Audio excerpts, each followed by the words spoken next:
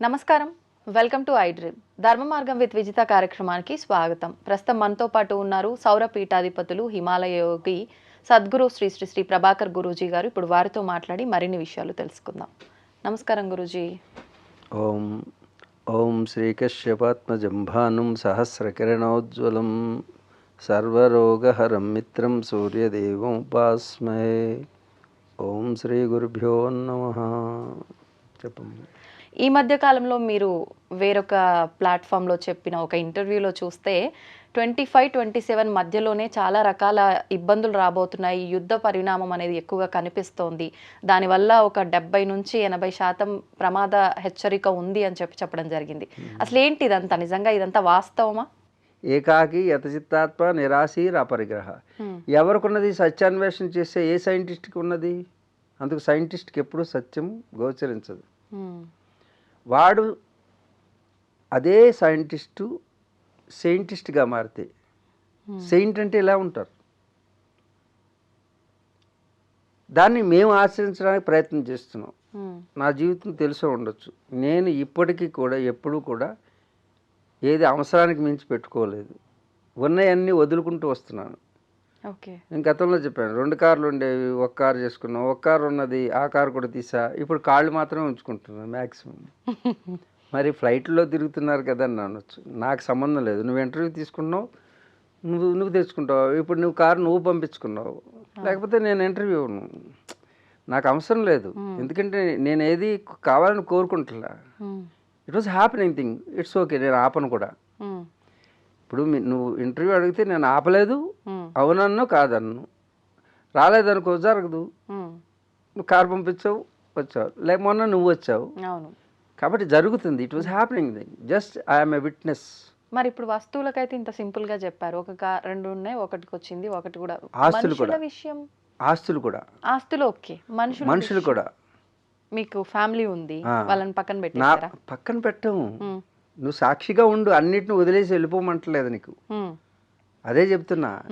అపరిగ్రహం అంటే ఏది ఎంతవరకు ఉంచుకోవాలో అంతవరకు ఉంచుకుంటే అన్ని వదలడం సన్యాసం.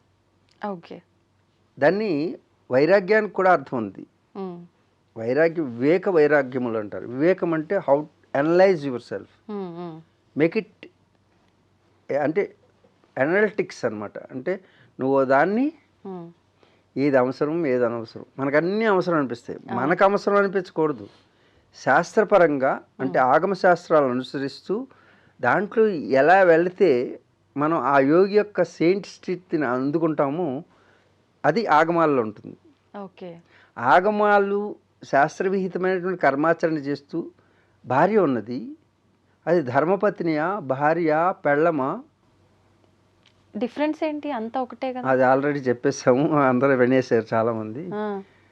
పెళ్ళం, భార్య, పత్ని, ధర్మపత్ని, ఎవరు ఎవరు. అలాగే మొగుడు, పత్ని, అది పతి, సహధర్మచారిణి అని చెప్పాను. దాంట్లో ఈ 4 రకాలు ఎలా ఉంటారో వాళ్ళు ఎవరు అనేది చెప్పాను. మగవాళ్ళకి చెప్పరా అన్నారు, మగవాళ్ళకి కూడా చెప్పాను ఎలా ఉండాలి అనేది. ఇవన్నీ ఎవరు చెబుతారంటే మనకి, ఇప్పుడు నువ్వు అడిగిన ప్రశ్న ఏంటి? నా భార్య గురించి అడిగావు. నా భార్య నేను ఎలా సాధన చేస్తున్నానో మొదటి నుంచి తను కూడా నా సహధర్మచారిని అయిన తర్వాత తను కూడా గుహల్లోనూ సాధన చేసింది, నా వెంట ఉన్నది, హిమాలయాల్లో ఉన్నది, తను కూడా అలాంటిదే వచ్చింది నాకు. కాబట్టి ఆ సహధర్మచారిని మ్యాచ్ అయింది. ఎలా మ్యాచ్ అయిందంటే, దీని వెనక పూర్వజన్మ సుకృతం అంటాం మనం. అది ఉందో లేదో తర్వాత సంగతి, కానీ నా విషయంలో ఉంది. నా భార్య, అందరూ కూడా అదే సెటప్లో వస్తారు. మీకు కూడా నీ యొక్క కర్మ ఏదైతే ఉందో ఆ కర్మ లింక్ అవుతుంది అనమాట. నీ చుట్టూన్న రుణానుబంధ రూపేణ పశు పత్ని సుత ఆలయం అంటారు.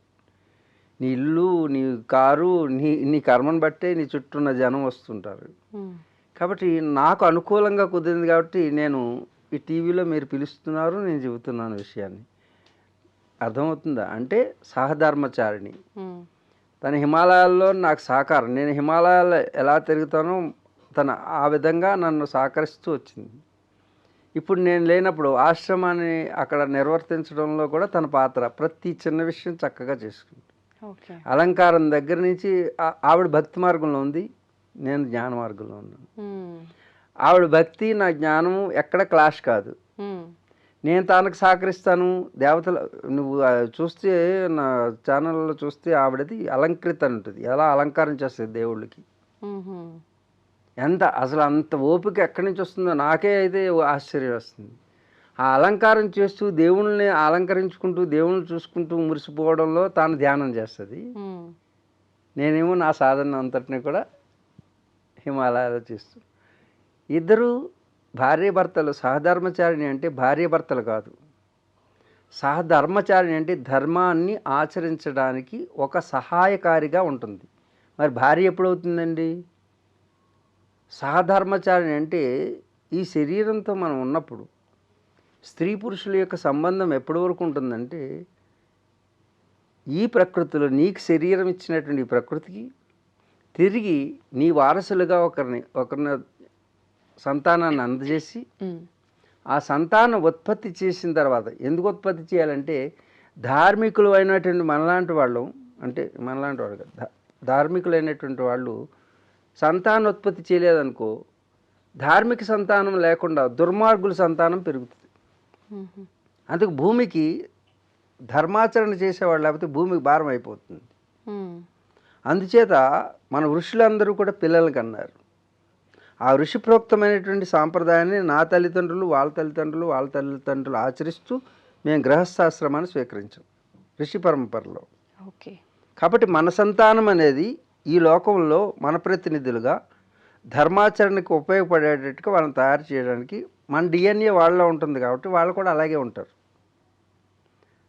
అందుకు భార్య రేపు రాబోయే తరాన్ని అందించేటటువంటి ఒక ధర్మాన్ని నిలబెట్టడానికి సంతానాన్ని అందించేటటువంటి ఒక ప్రక్రియకి ఆ ధర్మానికి ఆచరించడానికి వచ్చింది సహధర్మచారిణి. ఎప్పుడైతే పిల్లలు పుట్టారో ఆ పిల్లలు పుట్టిన తర్వాత ఏమవుతాం మనం? తల్లిదండ్రులు అవుతాం. తల్లిదండ్రుల పాత్రలోకి వెళ్ళిపోవాలి. కానీ ఏం చేస్తున్నారు? చివరి వరకు భార్య భర్తలుగా ఉంటున్నారు. 60 సంవత్సరాలు వచ్చినా 70 సంవత్సరాలు వచ్చినా. ఇందుకోసం కాదు. శరీరం భోగ వస్తువు కాదు, యోగ వస్తువు. స్త్రీ భోగ వస్తువు కాదు, యోగ వస్తువు. సహధర్మచారిణి, ధర్మాన్ని ప్రతిష్ఠింప చేయడానికి వచ్చినటువంటి ఒక పాత్ర. అంచేత పిల్లలు పుట్టిన తర్వాత తల్లిదండ్రులుగా ఉండడం, తల్లిదండ్రులుగా మారిపోయాము మనం. భార్యాభర్తలు వెళ్ళిపోయారు. ఈ తల్లిదండ్రుల తర్వాత మన బిడ్డలకి పెళ్లి చేసి వాళ్ళ తల్లిదండ్రులు అయితే మనం ఇద్దరం సన్యాసాశ్రమం తీసుకుంటాం. అంటే బ్రహ్మచర్యము, గృహస్థ, వనప్రస్థ, సన్యాస అనే చతుర్విధ వర్ణాశ్రమాలు మనకు పెట్టారు. వర్ణాలు, ఆశ్రమాలు. మనకి బ్రాహ్మణ, క్షత్రియ, వైశ్య, శూద్రులు వర్ణాలు, అలాగే ఆశ్రమాలు, బ్రహ్మచర్యం, గారహస్థం అంటే గృహస్థ, వనప్రస్థం, వానప్రస్థం, అలాగే సన్యాసం. ఇప్పుడు పిల్లలకి అన్న తర్వాత మనం ఏమవ్వాలి? తల్లిదండ్రులు, వాళ్ళ తల్లిదండ్రులు అయితే మన తల్లిదండ్రుల పాత్ర పోయింది. ఇక చూడు పరిణామ దశ ఇంక లేదు. మీరు తల్లిదండ్రులు కాదు ఇక వాళ్ళకి. మీరు వనాలకు వెళ్ళాలి. అంటే ఇప్పుడు వనాలు ఎక్కడ వెళ్ళి అందరు టెర్రరిస్టులు వెళ్ళుంటారు. కానీ వనం అంటే భగవంతుడి తత్వంలోకి వెళ్ళడం అని కూడా వస్తుంది. ఆధ్యాత్మికంగా వెళ్ళిపోవాలి. ఇంకా అక్కడ శారీరక సంబంధాలు కానీ ఇవి లేవు. ఇద్దరు కలిసి ఒకరికొకరు ఆధ్యాత్మిక జీవనాన్ని గడపడం.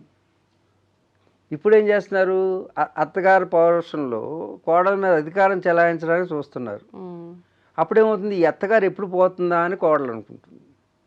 దీన్ని ఆ రోజు మీ అమ్మ ఎలా చేస్తుందో అలా చేస్తుందని పితీరులు చెప్పి ఆ అమ్మాయి కంప్లైంట్ చెప్పి ఆ ఓల్డ్ ఏజ్ హోమ్లో పడేస్తున్నారు కొడుకు చేత. అందుగురించి వాళ్ళ చేత అలా పడాయించుకోకుండా మీరు మీ మర్యాదగా మీ అంతటా మీరే వాళ్ళకి అప్పచెప్పి, వాళ్ళు కూడా తల్లిదండ్రులు అయ్యారు కదా, బాధ్యతలు వాళ్ళకి అప్పచెప్పి మీరు ప్రస్థానం సాగిస్తే బాగుంటుంది. లేకపోతే చేత్కరించుకోబడతారు అదే కోడలు అదే కొడుకు చేత. మరి ఇది ధర్మమేనండి, తల్లిదండ్రులు చూడొద్దా? మీరు చూసే అంతవరకు ఉండకండి. మీరు ఆధ్యాత్మిక మార్గంలోకి ప్రవేశించడం అనేది మన యొక్క భారతీయ సనాతన సంప్రదాయం. వనప్రస్థం చేయడం. వనప్రస్థం చేసిన తర్వాత వనాలకు వెళ్ళడం, లేకపోతే వనం అంటే భగవంతుడు, భగవంతుడి మార్గంలోకి వెళ్ళడం. ఇప్పుడు ఇది అయిపోయిన తర్వాత వనప్రస్థం అయిన తర్వాత మనకి సన్యాసం. ఇప్పుడు భార్య భర్తకి సహకరించుకుంటుంటుంది వనప్రస్థంలో, ఏది ఆధ్యాత్మిక మార్గంలో. కానీ సన్యాసం వచ్చిన తర్వాత వేరువేరుగానే ఉంటారు. మొదట వేరువేరుగా ఉన్నవాళ్ళు చివరి కూడా వేరువేరుగా ఉండి వాళ్ళు స్వతంత్రులుగా ఉంటారు. మొట్టమొదటి స్వతంత్రులు వాళ్ళిద్దరు భార్యాభర్తలు కాకముందు. అవును, బ్రహ్మచారిగా చూడు ఎంత ఎంత అంటే ఎవల్యూషన్ అనేది ఎంత చక్కగా నిర్మించారు భారతీయ మన యొక్క ధర్మంలో. ఈ ధర్మం తప్పడం వలన ఈ ఓల్డ్ ఏజ్ హోమ్లు పుట్టుకొస్తున్నాయి. కోడలికి అత్తగారు చంపేయడం, అత్తగారిని కోడలు చంపేయడం, దిండి పెట్టి నొక్కేస్తున్నారు. పాపం ఆవిడ చెప్పుకోలేదు. ఇవన్నీ ఎందుకు జరుగుతున్నాయంటే ధర్మాచరణ మనం ముందు తరం వాళ్ళు చేసుకుంటూ వెళ్తుంటే వెనక తరం వాళ్ళు చేసుకుంటూ వస్తారు. అందుకే ధర్మానికి నష్టం కలిగినప్పుడు ఈ విపరీతమైనటువంటి విపత్తులు వస్తాయి. అసలు విషయం యుద్ధం దగ్గర మొదలుపెట్టావు. ఇప్పుడు ఏదో ప్రశ్న అడుగుతాను. అదే అంటే భార్యాభర్తలు అన్నారు కదా, ఇప్పుడు ఏ వ్యవస్థలో ఉన్నప్పుడు ఆ వ్యవస్థను కరెక్ట్గా నిర్వర్తించాలి కదా. భార్యాభర్తలుగా ఉన్నప్పుడు రకరకాల గొడవలు, కొట్లాటలు, కీచులాటలు అవి ముదిరి ఎంతో దూరం వెళ్ళేవి అవన్నీ చూస్తున్నాం ఈ మధ్య. ఎందుకు అలా జరుగుతుందంటారు? ఎందుకు అనేది విద్యా విధానంలో లోపం. విద్య అంటే సత్యాన్వేషణకు సంబంధించిన విద్య లేదు. బానిస అంటే ఉద్యోగం చేయడానికి సంబంధించిన చదువు కొంటున్నాం. ఉద్యోగం అంటే ఏంటి? సర్వీస్. సర్వీస్ అంటే ఏంటి? బానిస. నువ్వు ఉన్నావు, ఎవరో ఓనర్ చెప్పితే వినాలి, మరి ఏం చేస్తాం? జాబు జేబు కోసం చేస్తున్నాం మనం. దేనికోసం చేస్తున్నాం? జేబు. చదువు బ్రతుకునిస్తుంది, విద్య జీవితాన్ని ఇస్తుంది. ఇప్పుడు ఎవరు జీవించట్లేదు, కేవలం బ్రతుకు కోసమే ఏదో బ్రతుకుతున్నాం. అందరికి అసంతృప్తి. ఎందుకంటే బ్రతికేస్తున్నాం అంతే, జీవించట్లేదు ఎవరు. జీవించాలంటే విద్య తెలియాలి. ఆ విద్య తెలిస్తే సత్యం తెలుస్తుంది. భార్య అంటే ఎవరు, ధర్మపత్నిని ఎలా చూసుకోవాలి, ఒక స్త్రీని ఎలా చూసుకోవాలి, సమాజాన్ని ఎలా చూసుకోవాలి, ఒక గోవుని ఎలా చూసుకోవాలి, చీమను ఎలా చూసుకోవాలి, దోమను ఎలా చూసుకోవాలి, చెట్టుని, పుట్టని, గుట్టని, ప్రతి దాన్ని కూడా తనతో సమానంగా చూసుకుంటాడు, తనకంటే ఎక్కువగా చూసుకుంటాడు. ధార్మికుడైనటువంటి వాడు తన భార్యని ఒక అమ్మవారిగా కొలుస్తాడు. నాకు పునర్జన్మనిస్తున్నావు తల్లి అంటాడు. నన్ను నీ గర్భంలో చోటిచ్చి 9 మాసాలు నన్ను మోసి నాకు పునర్జన్మనిచ్చి నాకు కొనసాగింపునిస్తున్నావే, ఈ శరీరం పోయిన తర్వాత కూడా నేను ఉండేటట్టు ఇచ్చేటట్టు మాతృమూర్తి నీకు నమస్కారం. నీకు కూడా నమస్కారం. నువ్వు మాతృమూర్తి అమ్మా, నాకు జన్మనిచ్చిన జన్మధాత్రివి నువ్వు. అది స్త్రీని ఇలా చూడగలగాలి. 9 మాసాలు మోసి నా బీజాన్ని నువ్వు ధారణ చేసి అష్ట కష్టాలను అనుభవించి, ప్రసవవేదన మించినటువంటి బాధ లేదమ్మా ఒక స్త్రీకి తెలుస్తుంది. అది పురుషుడికి కేవలం భోగం కాదు, అది యోగం. సృష్టికి ప్రతి సృష్టి చేసేటటువంటి ఆదిశక్తి స్వరూపిణి స్త్రీ. అలాంటి స్త్రీని ఆట వస్తువు కింద, ఆట బొమ్మ కింద వెలకట్టి వెలయాలించేసి ఆడుకుంటున్నటువంటి వాళ్ళు ఎవరైతే ఉన్నారో వాళ్ళందరికీ చెప్తున్నాను ఈరోజు, ఒక స్త్రీ యొక్క కంటి నీరు ఈ భూమి మీద పడితే సర్వనాశనం అయిపోతుంది. ఈ ఇంటిలో అయితే నీ భార్య యొక్క కంటి నీరు నేల మీద పడిందో ఆ నేల, ఆ భూమి భారం భరించలేక కంపనం వచ్చేస్తుంది ఆ తల్లికి. అవే భూకంపాలు. ఎన్ని భూకంపాలు రావాలి ప్రతి ఇంట్లోనూ, ప్రతి ఒక్కరు. స్త్రీ భోగ వస్తువు కాదు. హోమగుండం, హోమంలో అగ్నికి ఆహుతి చేసినట్టుగా భర్త హోమగుండం కింద భావించాలి భార్యని. దాంట్లో హవిస్సును సమర్పిస్తున్నాననేటువంటి భావనతో, భగవంతుడికి సమర్పిస్తున్నాననే భావంతో శరీరంతో కలవాలి. ఆ యజ్ఞఫలం అనేటటువంటిది వస్తుంది అనే సంతానాన్ని తీసుకోవాలి. ఎన్ని బాధలు అనుభవిస్తే సంతానం వస్తుంది? ఒక్క క్షణం సుఖానికి జీవితాంతం పణంగా పెడుతున్నామే. అలాంటి స్త్రీని ఎలా చూసుకోవాలి? అది భారతీయ ధర్మం, భారతీయ శాస్త్రాలు చెప్పేవి, భారత ఋషులు ఆచరించింది, ఈనాటికి నేను కూడా ఆచరిస్తున్నటువంటిది. అటువంటిప్పుడు ఆ భర్త ఎలా కనపడతాడమ్మా? స్వర్గం కంటే మిన్నగా కనపడతాడు. ఏమో ఎప్పుడు కూడా నా కంటెంట్ నీరు చొక్క ఎప్పుడూ రాలేదు. నేను అదే ఇప్పుడు జీవితంలో షాక్ అవుతున్నా చూసి. మొత్తం జీవితంలో నాకు ఎన్ని కష్టాలైనా నాకు రాలేదు. ఎందుకో ఇప్పుడు అంటే ఆ స్త్రీమూర్తి యొక్క భావన, అరే ఏమవుతుంది? అలాంటి స్త్రీలు ఉన్నారా? ఈ స్త్రీలు ఉన్నారు కొందరు. ఇదేంటంటే ఇప్పుడు వరకు ఉన్నతంగా చెప్పి ఇప్పుడేంటి ఇలా సడన్గా మారుస్తున్నారంటే స్త్రీ పాత్ర కూడా నిర్వర్తించట్లేవుతుంది. ఎందుకంటే యుగం యొక్క పరిణామ దశల వలన వారు ఆ యొక్క పాత్రలను నిర్వర్తించలేకపోతున్నారు. దానికి కారణం జ్ఞానం, సమస్యలకి కారణం అజ్ఞానం. మన వేద సంస్కృతిని మర్చిపోవడం, పేద సంస్కృతిని తెచ్చుకుంటాం. పేద సంస్కృతం అంటే ఇంపోర్టెడ్ వెస్ట్రన్ కల్చర్, ఆధునీకరణ అంటే ఆధునీకరణ ఆధునీకరణ. ఓ మనీ బేస్డ్, ఓకే, మనిషి బేస్డ్ కాదు, మనీ షీ బేస్డ్. అంటే మనీ షీ, అందరూ ఆలోచన అదే. అందరూ కొందరు మాత్రం మిగిలారు, 0.1%. వాళ్ళ భార్యని అడిగిన ఎంత హాయ్ స్వర్గం.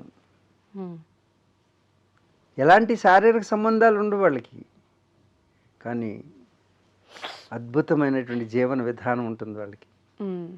మీరు ఇప్పుడు స్త్రీ గురించి మాట్లాడగానే మీ జీవితంలో ఎప్పుడు కళ్ళ వెంట నీరు రానిది వచ్చిందన్న, అంటే ఎందుకు ఆ భావన ఎందుకు వచ్చింది మీకు? అంటే మనం ఎమోషన్లోకి దిగితే, అంటే ఆ తల్లి అనుభవించే వేదన, నేను నీవుగా మారిపోయాను. నువ్వు పైకి కనపడే అవుట్లుక్ ఉండదు అప్పుడు. ఆ లోపల అనుభవించే వేదన ఒక స్త్రీ, నేను స్త్రీగా మారతాను. ఓకే, స్త్రీగా అంటే ఇప్పుడు నేను పురుషుడిగా ఉన్నప్పుడు నేను నీలోకి వస్తే దాన్ని సంయమనం అంటారు. అంటే నేను నీవుగా మారితే అది నువ్వు ఎలా అనుకుంటున్నావు లోపల, ఒక స్త్రీ ఏమనుకుంటుంది లోపల, ఒక స్త్రీ, ఒక పురుషుడు ఏముంది వస్తాడు, అన్ని ఆంక్షలే. ఇక్కడే కాదమ్మా, ప్రపంచవ్యాప్తంగా చూసినట్టయితే నువ్వు ఆ దేశం ఈ దేశం అని కాదు, ఆ దేశాలే పాటించాలి. ఏ దేశమైనా స్త్రీలు, మన దేశంలో ఇంకా ఈ మాత్రమైన గౌరవం ఉంది. మిగతా మతాల బేస్డ్గా ఉన్నటువంటి వాటిల్లో ఓటు హక్కు లేదమ్మా. అమెరికాలో మొన్నటి వరకు స్త్రీని కేవలం వాళ్ళ మత గ్రంథాల్లో పంట పండించే నేలలాగా ఉపయోగించుకోవాలని ఉన్నది. అంటే కేవలం నాగలు పెట్టి దున్నితే పంట వస్తే ఆ పంటను తీసుకుంటాం అంతే, ఎటువంటి విలువ లేవు. అలాంటి మతాలతోటి ఏర్పడిన అభిమతాల యొక్క సామ్రాజ్యాలు అవి. నా జాతి స్త్రీకి, నా భరతమాతకి శిరస్సు వంచి నమస్కరించాలి. ఇలాంటి బిడ్డల కన్నందుకు నా తల్లికి 100,000,000 నమస్కారాలు. ఎందుకంటారు ఇప్పుడు మన దగ్గర ప్రత్యేకించి? మరి ఏ దేశంలో ఓటు హక్కు లేదమ్మా. నీకు ఏదైతే నాగరిక ప్రపంచం అనేటటువంటి యూరోప్ కంట్రీస్లో అమెరికాలో ఆధునికత వచ్చిన తర్వాత వచ్చింది వాళ్ళకి. స్త్రీ కేవలం ఒక పనిముట్టు, భోగ వస్తువు, దానికి ఎలాంటి పాత్ర లేదు. ఇప్పటికీ అగ్రదేశమైనటువంటి అమెరికాలో ఒక స్త్రీ ప్రెసిడెంట్ ఇంతవరకు కాలేదు. నా తల్లి భారతికి మొకటాయమైన ప్రెసిడెంట్లు, ప్రధానులుగా స్త్రీలు పాత్రలు వహిస్తున్నారు. ఇది భారతం. స్త్రీమూర్తులకు నమస్కారం. ఇది మన సంస్కారం. ప్రతి పురుషుడు గుర్తుంచుకోండి, నీ భార్య లేకపోతే నీకు బ్రతుకు లేదు. నీకు బ్రతుకే కాదు, నీ బ్రతుకుని కొనసాగించడానికి నీకు సంతానాన్ని అందిస్తున్నది నీ భార్య మాత్రమే. నిన్ను నవమాసాలు నీ బీజాన్ని లోపల మోసి నీకు పునర్జన్మనిచ్చి మాతృమూర్తిగా మారుతుంది తల్లి. అందుకే నేను తల్లిదండ్రులు అవుతా ఉన్నాను. తల్లిదండ్రులు అంటే నా భార్య నాకు తల్లి అవుతుంది. నేను ఆచరించి మీకు చెబుతున్న విషయం ఇది. నా భార్యని అడగండి, అంటే నేను ఆచరించి మీకు చెప్తున్న విషయం ఇది. నేను తల్లిదండ్రులుగానే ఉన్నాను. అమ్మ అంటాను నా భార్యని. ఏమంటాను? అమ్మ. ఎప్పుడు నన్ను నా భార్య కూడా అమ్మ అంటుంది. ఎందుకంటే మీ బీజాన్ని నేను ధారణ చేశాను, నేను జన్మని ఇచ్చాను మీకు, మీరు నాకు అమ్మ, నేను మీకు అమ్మ అంటుంది. ఇద్దరు అమ్మ అనుకుంటాం ఎప్పుడు కూడా, ఇప్పుడు వరకు ఎప్పుడు కూడా అమ్మగా భావన చేయండి. కేవలం భోగ వస్తువు కాదు, నీకు పునర్జన్మనిస్తుంది కాబట్టి మాతృమూర్తి. ఇది నేర్పుతుంది భారతీయ సనాతన ధర్మం. ఇప్పుడు ఈ భావన ప్రతి ఒక్క మగవారిలో రావాలంటే, ప్రతి ఒక్క భావన, ఈ భావన రావాలంటే భారతీయ ధర్మం తిరిగి రావాలి. సనాతన ధర్మం పడుతుందంటారా? కలియుగం అంటారు కదా, ఇదే ముందు ఫస్ట్ మొట్టమొదటి ప్రశ్నకి రా. కలియుగం అంతం అవుతుందని చెప్పారు, ఇందుకు అంతం అవుతుంది. ఇలాంటి యుద్ధాలన్నీ కూడా ఎందుకు వస్తున్నాయంటే మనం సిద్ధం కాకపోవడం వలన, అశుద్ధంగా మారడం వలన, శుద్ధి లేకపోవడం వలన. శుద్ధి ఉన్న వరకే సిద్ధి వస్తుంది. ఆ సిద్ధం ఉంటే యుద్ధం ఉండదు. కాబట్టి ప్రపంచ దేశాలన్నీ కూడా ఈరోజు వినాశనం వైపు వెళ్తున్నాయి. ఉక్రెయిన్, రష్యా, మధ్యలో ట్రంప్ కార్డే. ట్రంప్ ఈజ్ ద పెద్ద కంపు. అగ్రదేశం కాదు ఇది, ఉగ్రదేశం. ప్రపంచాన్ని ఉగ్రరూపం దాల్చేటట్టు చేయడంలో పాత్రలో ఈ ట్రంప్ పాత్ర ఉంది. ట్రంప్ కార్డ్ అంటుంటారు కదా. ప్రపంచ వినాశనానికి ఈ ఖేల్ जो पत्ता खेलते हैं ना, पत्ता माने पैकेट, उसमें जो ट्रम्प कार्ड आएगा, ट्रम्प డెసిషన్ ఫ్యాక్టర్. మరి సృష్టిలో సరిగ్గా ఈ ప్రపంచం అంతా కూడా అల్లకల్లోలం జరిగేటప్పుడు దాని పాత్రన మధ్యలో ట్రంపే ఉన్నది. పేరు కూడా ట్రంపే వచ్చింది. ఈ విపత్కరమైనటువంటి సమయంలో నేను చూస్తే ఆశ్చర్యం వేస్తుంది. ట్రంప్ కార్డు అంటారు, నాకు తెలియదు అది ట్రంప్ కార్డు అండి. ట్రంప్ అనే పేరు వచ్చింది. నిజంగా ట్రంప్ కార్డే ఇప్పుడు వాడు. ప్రపంచ వినాశనానికి కారణం వాడే, నిలబెట్టాలన్న కారణం వాడే అవుతాడు. ఈరోజు ఈ రాబోయే రోజుల్లో ప్రపంచ వినాశనానికి కారకుడు తానే అవుతాడు. పేరు కూడా ట్రంపే వచ్చింది చూడండి, ట్రంప్ కార్డ్. ఓకే, ఇప్పుడు వినాశనానికైనా మళ్ళీ సఖ్యతకైనా రెండు రకాలుగా. వినాశనం అనేది చూడండి, వినాశనం అంటే చాలామంది నన్ను ప్రశ్నిస్తున్నారు, మీరు సరిగా అర్థం చేసుకుంటలేదు. 4,32,000 సంవత్సరాలు ఈ కలియుగం యొక్క ఆయుష్. మరి ఏమిటండి మీరు ఇప్పుడే వినాశనం అంటున్నారు? వినాశనం కాదు, ధర్మం. ఇప్పుడు చూడండి, మానం అంటే టైం, మనుష్యమానము. ఇప్పుడు దోమకి ఆయుష్ అంతా ఒకరోజు ఉంటుంది, పుట్టుతుంది, పెరుగుతుంది, పిల్లలు పుట్టిస్తుంది, చచ్చిపోతుంది అనుకో, దానికి ఒకరోజు. మనకి 100 సంవత్సరాలు అంటారు. నువ్వు త్వరగా తప్పులన్నీ చేసావు అనుకో, అన్ని రోగాలు తెచ్చుకున్నావు అనుకో, చేతిలో లేనట్టు 50 సంవత్సరాలు చచ్చిపోవచ్చు, 40. అలాగే కాలం కూడా, కాలానికి కూడా దాని మానం ఉంటుంది. నువ్వు 4,32,000 సంవత్సరాలు బ్రతకాల్సినటువంటి యుగం, ఇక్కడ ఉన్నటువంటి మనుషులు దాన్ని తగ్గించుకుంటూ వచ్చారనుకో, అధర్మం ఎక్కువగా చేసేస్తున్నారు అనుకో, త్వరగా బౌల్ నిండిపోతుంది. ఇప్పుడు అది జరిగిందంటారా? ఇంకా జరగలేదు కానీ 4 లక్షలు ఇప్పుడు 5125 సంవత్సరాలు సుమారుగా అయి ఉంటుంది కలియుగం వచ్చి. కృష్ణుడి యొక్క శరీర త్యాగం తర్వాత వచ్చింది కలియుగం. అప్పటి నుంచి ఇప్పటి వరకు 5125 సంవత్సరాలు అయింది. అంటే కలియుగే ప్రథమ పాదే జంబూ ద్వీపే భరతవర్షే భరతఖండే అస్మిన్ మేరో ఇప్పుడు చదువుతాం మనం సంకల్పం. దాంట్లో చాలామంది క్వశ్చన్ వేసేది ఏంటంటే 4,32,000 సంవత్సరాలు ఉన్న దానికి ఇప్పుడు ఎందుకు అంతం వస్తుంది అని. చూడండి, ఈ మానంలో మనుష్యమానము, దైవమానము, పితృమానం. మనం చనిపోయిన తర్వాత మనకి ఇప్పుడు 24 గంటలు ఒక రోజు. అవును. మనం చనిపోయిన తర్వాత చనిపోయిన ఫస్ట్ డే మనకు 1, 2, 3 రోజులు మనం అక్కడే ఉంటాం. ఎక్కడైతే చనిపోయామో ఆ వస్తువులు, మన చుట్టాలు, బంధువులు వీళ్ళ దగ్గర అలా తిరుగుతుంటాం. ఎందుకంటే చనిపోయినటువంటి ఆ శరీరం అందుకే వెంటనే దహనం చేయాలి ఒక రోజులో. ఆలస్యమైతే అక్కడే ఉంటుంది. ఆ దహనం అయిన తర్వాత కదా నేను లేనని తనకి ఎరుకలోకి వస్తుంది. ఆ దహనం అయిపోయిన తర్వాత ఏ ఎముకైనా ఏదైనా ఉంటే దాంట్లో ఆవహించడానికి వస్తుంది, అవకాశం ఉంటుంది. ఎందుకంటే డిఎన్ఏ ఇస్ దేర్. కానీ దీని ఆయుష్ తీరిపోయింది కదా, ఉన్నా కూడా ఆయుష్ ఎవరికి పోయింది ఏమీ లేదు అక్కడ. శరీరం పోయింది అంతే, వాడు ఉన్నాడు. ఆత్మ ఎక్కడికి పోదు, శరీరం పోయింది. నీకు ఆ పైన ఉన్నటువంటి కవర్ పోయింది, లోపల నువ్వు ఉన్నావు. అది ఉంటుంది ఎప్పుడు. ఈ పితృమానం అనేది అప్పుడు స్టార్ట్ అవుతుంది. పితృమానంలో కూడా 1, 2, 3 రోజులు ఆ ఎముకలన్నీ తీసి చెరువులో కలిపేస్తాం.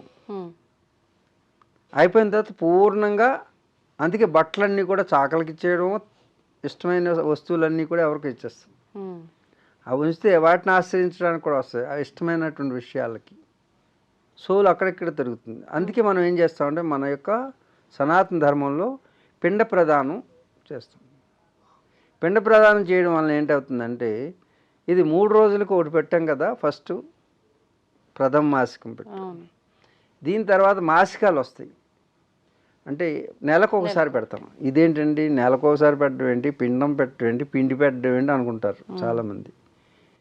పిండి is also a particles of the food. ఈజీగా దాన్ని మనం దేంట్లో లిక్విడ్లో కలిపేయచ్చు. అవును. పార్టికల్స్ని మనం ఏం చేస్తామంటే, పార్టికల్స్ కాకుండా ఈ ఫిజికల్గా ఉన్నటువంటి ముద్దలో ఎనర్జీ బాడీ ఉంటుంది. ఎనర్జీ బాడీ ఆ పితృదేవతలకు వెళ్తుంటుంది అనమాట. ఇప్పుడు మనకి భోజనం పెట్టలేదు అనుకో, గ్లూకోజ్ ఎక్కిస్తాడు డాక్టర్.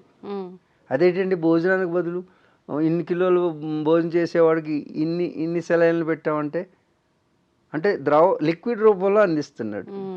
మనం ఏం చేస్తామంటే ఎనర్జీ రూపంలో అందిస్తున్నాం. వైఫై ద్వారా ఏ విధంగా అయితే నువ్వు ఇంకో ఫోన్కి ఇప్పుడు చూడు ఛార్జెస్ ఎలా వచ్చినాయి, దూరంగా పెట్టినా ఛార్జ్ అయిపోతుంటుంది.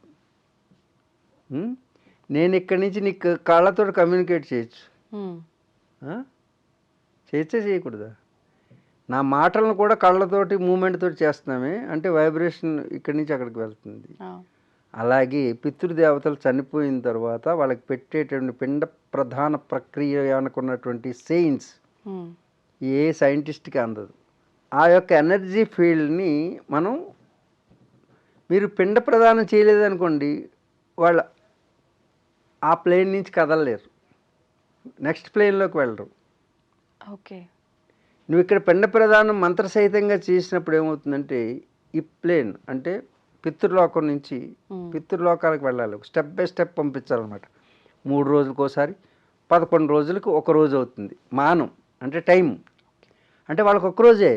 ఈ 11 రోజులంతానా? 11 రోజులు ఒక రోజు అవుతుంది మంత్రసహితంగా. మంత్రాలు దేనికి ఉపయోగపడతాయి? ఈ పార్టికల్స్లోంచి ఈ భావం, పితృభావం నుంచి ఈ పిల్లల గురించి, పిల్లల్లో ఉన్నటువంటి భావం ఏంటి, పిల్లలు ఆ బాడీ, ఈ బాడీ, మూడో బాడీ, 3 బాడీస్ ఉంటాయి మనకి. ఇప్పుడు నువ్వు ఉన్నావు అనుకో, నీవు, నీ కొడుకు, అదే నువ్వంటే పురుషులకి చెప్పామనుకో, నేను, నా కొడుకు, నా తండ్రి, ముగ్గురు కలిపి ఒకటే శరీరం. ఓకే. అంటే ఒకటే ఫ్రీక్వెన్సీ ఉంటుంది అనమాట, కనెక్టెడ్, ఇంటర్ కనెక్టెడ్ ఫ్రీక్వెన్సీ. అందుకే 3 పిండాలు పెడతాం మనం. 3 పిండాలు కూడా ఇలా పెట్టం మనం, ఈ వేలు మించి పెడతాం. అవును, బ్రొటన వేలు నుంచి. ఈ వేలు మించి ఎందుకు పెట్టండి? These are the antennas. 1 2 3 4 5. పూర్వం మనకి టీవీ యాంటీనాలు ఉండేవి తెలుసు కదా. వాటిలో ఎలా ఉండేది? ఓటు పొట్టు, ఓటు పొడుగు, ఓటు ఇలా ఉండేవా? ఇక్కడ ఎలా ఉన్నాయి? అంతే ఉన్నాయి. అందుకు పితృదేవతలకు ఎలా చేయాలి, దేవతలకు ఎలా చేయాలి, ఋషులకి ఎలా చేయాలి, ఎటు నుంచి పంపిస్తే ఆ ఫ్రీక్వెన్సీ అటు నుంచి వెళ్ళి ఆ ఫ్రీక్వెన్సీ వెళ్ళి ఛార్జ్ అవుతుంది. Okay okay. అందుగురించి ఇలా పెడితే ఒకటి, ఇలా పెడితే ఒకటి, ఇలా పెడితే ఇలా పెట్టడం ఒకటి. అందుకని ఎవరికి ఏ డైరెక్షన్లో వెళ్తుందో దీంట్లో ఉన్నటువంటి ఫ్రీక్వెన్సీ, ఇవన్నీ ఫ్రీక్వెన్సీ లైన్స్ ఇవి. ఈ ఫ్రీక్వెన్సీ ఎలా వెళ్తుందో చూడు. ఆధ్యాత్మికంగా ఉన్న వాళ్ళకి 3 ఉంటాయి గీతలు. నువ్వు సాయిబాబా చూడు, ఎవరినైనా చూడు, అంటే పిచ్చి పిచ్చి గీతలన్నీ ఉండవు, లేవు కదా, 3 ఉన్నాయిగా. ఇక్కడ చూడ, నేను ఆధ్యాత్మికం అవునా కాదా నా చేయి చెప్తుంది. నేను దొంగ స్వామీజీనా మంచి స్వామీజీనా ఈ 3 గీతలు చెప్తాయి. ఎందుకంటే థాట్ ప్యాటర్న్ అనేది యాంటీనాలోంచి వెళ్తుంది. అబే లైన్స్ ఇవి. ఇలా చాలామంది హేతువాదులు అంటారు తల్లి గర్భంలో ముడుచుకుని ఉంటాం కాబట్టి అలా పడినాయి అని. కానీ చిన్నప్పుడు పడినటువంటి గీతల్ని మార్పు చేస్తుంది మన యొక్క ఆలోచన విధానం. అందుకే మనల్ని ఈ గీతలను చూసి జ్యోతిష్యం చెప్తారు. హస్తరేఖ అంటే హస్తసాముద్రికం. అది వాస్తవమేనా, నమ్మొచ్చా? ఇట్స్ సైన్స్ అమ్మ ఇవన్నీ. అంటే సరిగా దాన్ని ప్రయోగం చేసేవాళ్ళు లేక ఆ రిజల్ట్ రావట్లేదు. కానీ వ్రతాలు చేసినా ఏవి చేసినా అవన్నీ కూడా ఒక సైంటిఫిక్ ఎక్స్పెరిమెంట్స్. ఓకే. ఆ ఎక్స్పెరిమెంట్స్ వెనుకున్నటువంటి ద్రవ్యాలను కానీ చేసేటటువంటి ఎక్స్పర్ట్ కానీ లేకపోవడం వల్ల ఫలితాలు రావడం లేదు, అంతే. ఓకే. ఈ తర్పణాలు అనేవి వదలడం. ఇప్పుడు ఈ డైరెక్షన్లో వదిలితే దీంట్లో ఉన్నటువంటి ఫ్రీక్వెన్సీ అనేటటువంటిది ఇలా మారుతుంది అనమాట. ఇలా మారినప్పుడు అక్కడ ఆ స్టేషన్ కనెక్ట్ అవుతుంది ఆ ఛానల్కి. ఓకే. ఇటు పెడితే ఇంకొక లోకానికి మనం ఢిల్లీ ఛానల్ పెట్టుకోవాలి, లేకపోతే రష్యా ఛానల్ పెట్టుకోవాలి. ఎలా పెట్టుకుంటున్నాం అలా దీంట్లో పెట్టారు మన పెద్దలు, ఎంత గొప్ప వాళ్ళు. ఇప్పుడు చేస్తున్నప్పుడు కొంతమంది మిస్టేక్గా చేస్తే అది మరి వాళ్ళకి చేరదంట. చేరదు. Okay okay. ఆ చేయించేవాడు ఎక్స్పర్ట్ అయి ఉండాలి. నేను ఏది చేయించినా సరే యాక్యురేట్గా చూస్తుంటాను ప్రతిదీ. చాలా యాక్యురేట్గా పిన్ పాయింటెడ్గా ప్రతిదీ చూస్తాను నేను చేయించే విషయం. యోగాని మీరు వ్యాయామం చేయండి, లేకపోతే ఆసనాలు చేయండి, అదే ఏ యోగా చేసి చెప్పినా కానీ నేను అంత యాక్యురేట్గా చూస్తాను, లేకపోతే చెప్పను. ఇప్పుడు మనం పితృదేవతలకి పితృమానం ఉంటుంది 11 రోజులు. చాలామంది అశ్రద్ధ చేస్తున్నారు. కోడళ్ళు మీరు కూడా ఒక తండ్రికి పుట్టిన వాళ్ళే,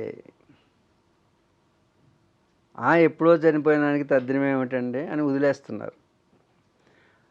వాళ్ళకు వదిలేస్తే మీ పిల్లలు కూడా మీ పిల్లలు ఉన్నారు కదా, 3 శరీరాలు ఒకటే, వాళ్ళకి పెట్టట్లేదు అనుకుంటున్నారు. వీళ్ళకి తిండి లేకుండా పోద్ది రేపొద్దుట. ఎందుకంటే దాని ఫ్రీక్వెన్సీ ఇక్కడ రన్ అవుతుంటుంది. 3 తరాలు, అందుకే 3 పిండాలు పెడతాం మనం. ఇప్పుడు పెట్టేటటువంటి వాళ్ళు ఎవరైతే ఉన్నారో వాళ్ళ తండ్రి వాళ్ళ తండ్రికి పెడతాడు. ఆ 3 ఒకటే బాడీలు కాబట్టి. ఇప్పుడు మరలా నేను చనిపోయాను అనుకో, నా కొడుకు పెట్టేది నాకు ఆ పైన వదిలేస్తాడు కనెక్షన్, ఇంకక్కర్లా. అది అందుకే ఊర్ధ్వలోకాలకు వెళ్ళాలి, ప్రయాణం చేయాలంటారు. చనిపోయిన తర్వాత ఒక్కొక్క లేయర్స్ని దాటుకుని వెళ్ళాలి. అందుకే ఊర్ధ్వలోక ప్రయాణానికి ఏర్పాటు చేసిన గేట్ పాస్లే ఇక్కడ పెట్టేటువంటి జాతకర్మల్లో వచ్చినటువంటి ఈ పితృకర్మలన్నీ కూడా. వీటిని మర్చిపోకండి దయచేసి. మీ కష్టాలకు కారణం ఇది కూడా ఒక కారణం కావచ్చు. పితృదేవతలను పట్టించుకోవడంలో ఈ భార్య వచ్చిన తర్వాత వాళ్ళ తండ్రికి పెద్దగా ప్రాధాన్యత ఉండదు, వీళ్ళ తండ్రికి ఇచ్చినంత ప్రాధాన్యత. అలాంటి వారు ఎవరైనా ఉంటే కోడళ్ళందరూ కూడా మీ భర్త చేత, మీ భర్తకి బద్ధకం వచ్చినా సరే పిండాలు పెట్టించడం, తద్దినం చేయడం అనేది ఎప్పుడు మర్చిపోకండి. ఇది మూఢనమ్మకం కాదు, ఇట్స్ ఎ సైంటిఫిక్ థియరీ. అది అర్థం చేసుకుని మీరు చేసినట్టయితే మీకు యోగక్షేమాలన్నీ కూడా మన యొక్క కర్మాచరణ ద్వారా సిద్ధిస్తాయి. ఇది పితృమానం అంటారు. ఇది కొంచెం అయిపోయిన తర్వాత మాసికం అంటారు. అవును. మాసికం అంటే నెలకి ఒక రోజు అవుతుంది అనమాట. చూడు భూమి ఎంత ఉంది, భూమి చుట్టూ చనిపోయిన తర్వాత పితృలోకాలు ఉన్నాయి అనుకో. పితృలోకం తన చుట్టూ తాను తిరిగితే ఎంత కాలం పడుతుంది? 30 రోజులు పడుతుంది. అది మాసికం. ఓకే. 12 మాసికాలు అయిన తర్వాత సంవత్సరం ప్లేన్లోకి వెళ్తారు. అవును. అంటే 365 రోజులు అయితే ఒక్కరోజు. ఇప్పుడు చెబుదాం, మనుష్యమానం, పితృమానం, దైవమానము. అలాగే యక్షులు, కిన్నరులు, కింపురుషులు వీళ్ళందరూ ఉన్నారు. భూలోక, భువర్లోక, సువర్లోకం. భువర్లోకం అన్నది పితృదేవతల పైన. అలా యక్ష, గంధర్వ, కిన్నెర, కింపురుషులు అందే ఒక కాలనీ అనుకో, అదో లోకం. తర్వాత దేవలోకం, ఓకే, సువర్లోకం అంటారు. ఆ లోకం చుట్టూ తిరిగేసరికి దాని కాలమానం వేరు ఉంటుంది. అందుకని దేవతలకి మనకి మనుషులకి 100 సంవత్సరాలు అయితే వాళ్ళకి ఒకరోజు కూడా ఉండదు. బ్రహ్మమానం అంటే ఏంటంటే 4 యుగాలు కలిస్తే ఒక మహాయుగం. 4,32,000 కలియుగం, 8,64,000 ద్వాపర యుగం. దానికి 3 రెట్లు, కలియుగానికి 3 రెట్లు త్రేతాయుగం, దానికి 4 రెట్లు కృతయుగం, సత్యయుగం. ఇవన్నీ కలిపితే ఒక మహాయుగం. 4,32,000 సంవత్సరాలు అని చెప్పాము. చాలామంది కామెంట్స్ ఏం చేస్తున్నారంటే కలియుగాంతం ఇప్పుడు కాదు. మీకు తెలిసిన విషయం నాకు తెలియదా తండ్రి? 4,32,000 సంవత్సరాలే. కాకపోతే కాలమానం ఏమవుతుందంటే, ఈ కాలమానాలు మనుష్యమానం ఉందనుకో, మనుష్యమానం నువ్వు ఎంత త్వరగా పూర్తి చేసుకుంటావు. ఇప్పుడు పరిగెత్తడానికి 1 గంట పడుతుంది అన్నావు, నువ్వు స్పీడ్ పెంచావు అనుకో, మీరు గంట పరిగెట్టాలని చెప్పారు, నేను అరగంటలో వెళ్ళిపోయానంటే నీ వేగం పెరిగిందని అర్థం. అలాగే ధర్మం అంచనా వేసి ఇన్ని సంవత్సరాల్లో ధర్మానికి విఘాతం కలుగుతుంది, గ్లాని కలుగుతుంది అని కాల నిర్ణయం ఉంది. నువ్వు అధర్మం ఎక్కువ త్వరగా చేస్తున్నావు అనుకో, అక్కడ ఒక సైకిల్ ఫామ్ అవుతుంది, ఒక సైకిల్ ఉంది. అర్థమవుతుందా? అక్కడ అట్మాస్ఫియర్ మారిపోయి ఏమవుతుందంటే కుంచబడుతుంది కాలం. అది ఆ కలియుగం అనేది, అంతం అనేది మొత్తం చాలా పెద్దది. అది కానీ ఒక ఆవృతం పూర్తవుతుంది అనమాట, ఒక సైకిల్. ఓకే. ఈ చిన్న సైకిళ్ళు 60 సంవత్సరాలకు ఒకసారి రావచ్చు, 70 సంవత్సరాలకు ఒకసారి రావచ్చు. మీ ధర్మాన్ని అధర్మాన్ని బేరీజ్ వేసుకుని కాలచక్రం తిరుగుతుంటుంది. అందుకే ధర్మం కాలాన్ని బట్టి, ధర్మాన్ని బట్టి కాలం మారుతూ ఉంటుంది. స్పీడ్ పెరగచ్చు, స్పీడ్ తగ్గచ్చు. ధార్మిక జీవనం చేసినంత కాలం ప్రశాంతంగా ఉండదు. చూడండి, పూర్వం మన ఇంట్లో మా తాతలాళ్ళు చుట్ట కాలుస్తూ హాయిగా 5 గంటలకల్లా భోజనం చేసేసి ఊరిలో ఉన్నటువంటి రామాలయం దగ్గరికి వెళ్ళి చక్కగా చుట్టని ఇలా తిప్పుతూ ప్రపంచ విషయాలన్నీ మాట్లాడుకుంటూ ఒక్క పంచె ఒకటి కట్టుకుని ఒంటి మీద ఏది కప్పుకోకుండా హాయిగా ఒక టవల్ వేసుకుని మహారాజులా ఉండేవాడు. గుడ్డ మొక్క ఒకదాంతో. మనకి ఇంటి నిండా గుడ్డలే, ఒంటి నిండా గుడ్డలే, బుర్రలో గుడ్డు లేదు. ధర్మం ఉన్నప్పుడు అంత హాయిగా ప్రశాంతంగా ఉంటాం. ధర్మానికి హాని కలుగుతుంటే భర్త మీద భార్యకి అనుమానం, భార్య మీద భర్తకు అనుమానం, బిడ్డ మీద తండ్రికి, తల్లి మీద బిడ్డకి, అంతా అనుమానంతో సాగుతుంది. ఒకరంటే ఒకరికి అభద్రతాభావం. భార్య ఎప్పుడైనా నన్ను చంపేస్తుందేమో అని అన్నం కూడా తిండి ఇంట్లో ఒక్కొక్కడు. వాస్తవం. భార్య పెట్టిన భోజనం మరీ ప్రేమగా పెట్టిందనుకో, ఇంత ప్రేమగా పెడుతుందని డౌటు. ప్రేమగా పెట్టలేదనుకో, అదొక డౌటు. ఈ విధంగా మనిషి అభద్రతా భావానికి గురి కావడానికి కారణము అధర్మం. అధర్మం వలన శాంతి ఉండలేదు. శాంతి లేని వాడికి సుఖం ఎక్కడ ఉంటుంది? అసలు బుద్ధే లేదు వీడికి, శాంతి ఎక్కడ ఉంటుంది? నాస్తి బుద్ధిర్యుక్తస్య నచాయుక్తస్య భావన నచ భావయత శాంతి అశాంతస్య కుతః సుఖం. భగవద్గీతలో ప్రతి ఒక్కరూ మనశ్శాంతి కావాలి, మనశ్శాంతి కావాలి, మనశ్శాంతి. మా దగ్గరికి వచ్చేవాళ్ళు అందరూ అందరూ అవును. అడుక్కునే వాడి దగ్గర నుంచి అంబానీ వరకు కరువు అయింది మనశ్శాంతి. మనశ్శాంతి అన్నీ ఉన్నాయి. అవును. స్వామీజీ అన్నీ ఉన్నాయండి దేవుడి దయ వల్ల. మనశ్శాంతి మనశ్శాంతి లేదు. అమ్మా నువ్వు మనశ్శాంతి కావాలంటున్నావు, నీ మనసు ఎక్కడ ఉందో చెప్పు, నేను శాంతి పూసేస్తాను అంటాను నేను. ఆలోచనలో మనసు ఉంటుందా? లేదు. అప్పుడు మనసులో ఆలోచనలు ఉంటాయా? చెప్పండి మీరు అందరూ. అసలు మనసు మనసు మనసు చస్తున్నారు మీరు అందరూ. మనశ్శాంతి కావాలి. అసలు మనసే తెలియనప్పుడు మనశ్శాంతి ఎక్కడ ఉంటుంది? పోనీ అది ఎక్కడుందో చెప్పమ్మా, దానికి నేను శాంతిని. లేదంటున్నారా మనసు అనేది? నువ్వు చెప్పాలి, నీకు మనసు ఉందో లేదో ఆ జనం చెప్పాలి చూసేవాళ్ళు. మనస్సు అంటే ఏమిటి అనే ప్రశ్నకి సమాధానం సంకల్ప వికల్పయోర్ మనహ అని ఆగమ శాస్త్రం చెప్తుంది. అందుకే ఆగమం కావాలి, సత్యం కావాలి. అర్థం అండి? సంకల్పం వికల్పం చేసేది మనసు.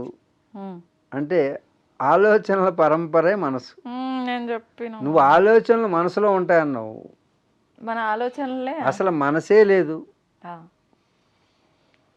వాకింగ్ ఎప్పుడైనా చేసావు? వాకింగ్ ఉందా? వాకింగ్ ఉంది కదా. వాకింగ్ లేదు. 2 కాళ్ళు movement, movement of both legs as called walking. Okay. There is no walking. చాయ్ ఉందా? టీ ఉందా? No. There are 4 ingredients mixed together, it becomes chai. Chai patta is there, sugar, water, milk. 4 together. ఇవన్నీ కలిస్తే లేనిది వస్తుంది. అసలు అది లేదు. ఇవి 4 ఉన్నాయి. అలాగే మనసు ఆలోచనల యొక్క పరంపర సాగినంతసేపు దాని పేరు మనసు అని పెట్టుకున్నాం. ఆలోచనలే ఉన్నాయి కానీ మనసు లేదు. ఆలోచనలు ఎప్పుడు ఆగిపోతాయో మనసు గాయబాగు. కానీ ప్రాణంతో ఉన్నంత వరకు సాధ్యమా ఆలోచనలు గాయబవ్వడం? అదే యోగం. యోగా అంటే యోగ చిత్తవృత్తి నిరోధ. చిత్తం అంటే మనసు చేసే వృత్తులు, అంటే ఆలోచనలు క్లోజ్ చేయడం, అది ధ్యానం. అందుకు చేసే ప్రయత్నం ధ్యానం. స్పెషల్ ఎపిసోడ్స్ చేయాలన్నమాట. అసలు ఒకదానికోటి క్లబ్ చేసేసి కొండల్ని అంటాడు, అది అంటే అసలు ఏది తెలియకుండా ఎంత అధ్యయనం చేయాలి. 50 సంవత్సరాలుగా చిన్నపిల్లలు పుట్టుక నుంచి కూడా ఇవే మా తల్లిదండ్రులు, వాళ్ళ తల్లిదండ్రులు పరంపరగా వస్తున్నాం. మా తోటల్లో కూడా యోగా ఉండేది. మా తోట అంటే పొలాల్లో తోటలు ఉంటాయి, అన్నీ పండుతాయి. అక్కడ యోగా, ఆ మధ్యలో యోగాకి ఒక రూము పెట్టుకునేవాళ్ళం, ఒక హాల్. అన్ని తోటల్లో ఎన్ని ఎకరాలు ఉన్నాయి? 80 ఎకరాలు ఉంటే ఒక్కో 10 ఎకరాలకు ఒక్కొక్కటి ఉంటే అక్కడ ఏ తోటలోకి వెళ్తే అక్కడ యోగా చేసుకున్నానికి. ఇప్పటికీ ఉన్నది అది అలాగే. అంటే పరంపరాగతంగా యోగం అంటే ఏంటో తెలుసు. ఇప్పుడు 2 రోజుల్లో క్రాష్ కోర్సు, క్యాష్ కోర్సు. నెత్తి మీద చేయబెట్టి మీకు కొండల్ని వచ్చింది, మీకు యోగం వచ్చింది. అసలు ఎలా సాధ్యమో? వాళ్ళంతా నాకంటే మహానుభావులు, మహాపురుషులు అయి ఉంటారు. ఎవరు ఇప్పుడు చెప్పేవాళ్ళంతా. ఎందుకంటే వాళ్ళు 1 గంటలోనే అన్నీ ఇచ్చేయగలుగుతున్నారు.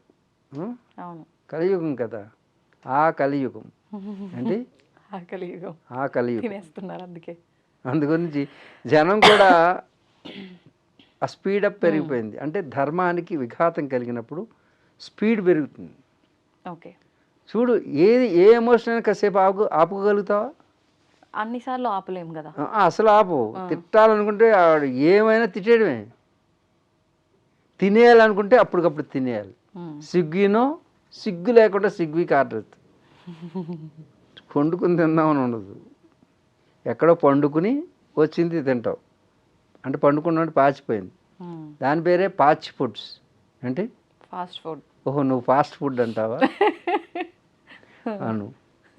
ఆ ఫాస్ట్ ఫుడ్ తిని ఫాస్ట్ ఎమోషన్స్ వస్తున్నాయి మీకు. దేన్ని ఆపుకోలేరు.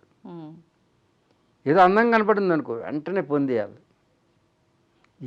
ఏమైపోయినా సరే చుట్టూ నేను పలానా వారి భార్యని, పలానా వారి పిల్లని, పలానా ఇది క్లోజ్. నాస్తి బుద్ధిర్ అయుక్తస్య నచాయుక్తస్య భావన నచ భావ యతశాంతి. అందుకే శాంతి కావాలి అంటే నీకు బుద్ధి కావాలి. బుద్ధి అంటే డిస్క్రిమినేటివ్ పవర్, యుక్తాయుక్త విచక్షణ జ్ఞానం. యుక్తం అంటే ఏంటి? ఎప్పుడు ఎక్కడ ఎలా, అప్పుడు అక్కడ అలా ఉండగలగడం. ఎప్పుడూ ఇలాగే ఉండడం కాదు, ఓకే. ఎప్పుడు ఇలాగే ఉండాలి అలా కాదు.